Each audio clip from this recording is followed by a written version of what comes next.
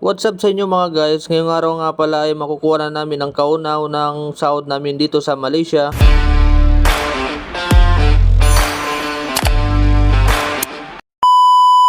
Ito nga pala guys ang chat ng HR namin. Sabi niya punta daw kami sa HR office mamayang 4:30 para mag-collect ng sahod namin. A few moments later. At ito na nga guys, papunta na kami sa office para kunin ang sahod namin. Excited na nga pala kami guys para kunin ang sahod namin kasi nga wala na kaming pambili ng makain.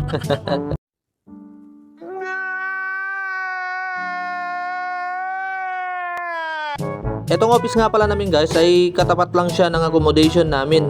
At ito nga pala guys, pinauna ko na yung kasama ko kasi excited na siya. Tignan nyo guys, nakangiti pa yan guys. Ngiting tagumpay yarn. At ayun na nga, pagkatapos namin kunin ng sahod namin ay pauwi na ulit kami sa accommodation. Ayan nga pala yung accommodation namin. Kung nakikita nyo yung pintuan na yan, yung building na yan yung accommodation namin. O diba? As in literal na magkarap lang talaga. Bigla nga pala namin naisipang mag-grocery kasi nga wala na pala kaming stock sa bahay. At ito nga pala yung grocery store namin dito guys. Dito lang din to sa loob ng compound, malapit sa store namin. At dahil provided naman ng company yung pagkain namin, so yung bibiling ko na lang dito ay yung pang snack ko para may pang food trip ako.